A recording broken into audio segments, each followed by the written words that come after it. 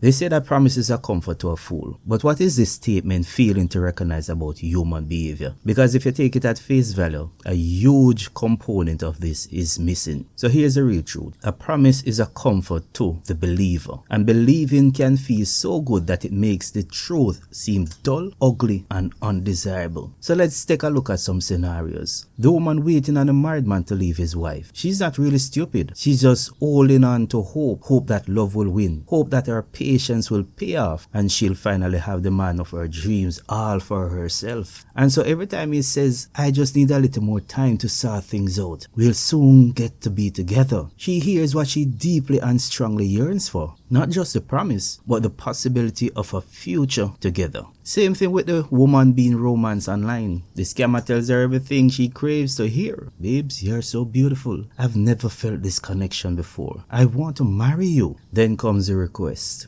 Babes, just send me a little help. I'm stuck overseas. And she immediately sends the money. Not because she's foolish, but because she wants to believe what she hears is real. Again, it appeals to her innermost desires. The same thing goes for the man who wants to improve his fortune and get quick cash. Somebody promises him, turn $100 into $1,000 by Friday. And deep down he knows it sounds too good to be true, but that feeling, that rush, that's the belief saying, what if it's true? And even though it's risky, the emotional pull overrules the logical mind. And at that moment he thinks, I can't afford to miss this opportunity. Then there's a preacher on the pulpit who says, sow this seed and God will multiply tenfold. And even when the light bill is due and there's no food in the fridge, people give. Not because they are stupid, but because they believe that faith and sacrifice will unlock a breakthrough. After all, it's biblical teaching, and it feels like obedience to something bigger than them. And of course, the politicians, we can't leave them out. Every few years they promise better roads, more jobs, safer streets. Just give us another term. And people vote not because they trust them. They vote because they believe that maybe this time they'll have more money, a better life, a chance to get ahead of the hard times, that something will finally change for the better this time. But let me be real with you, and you might not like what I'm about to say, because not many people like to hear the truth. A promise is the most powerful form of influence. It can get people to do the most unimaginable things, things that defy logic. Because when it's packaged right, said with conviction, and wrapped in strong emotional language that speaks to our most basic human needs, a promise isn't just a promise. It's hope, it's life, it's the light in the darkness that make people feel that better is a possibility. It's like a superpower, one that not even kryptonite can destroy, and it can rob you of your soul. So the next time someone makes you feel good with sweet words and amazing promises, stop and take the time to think without immediately taking action. Because the truth is that we are slaves to our emotions, which at times are as dumb as a doorpost. So ask yourself, does this feel rushed? What am I getting myself into? What am I missing? And most importantly, talk to others with a less emotional mindset. Get their opinion and don't be deceived by your emotions. This is Talk Sense Media, your voice of reason in the noise.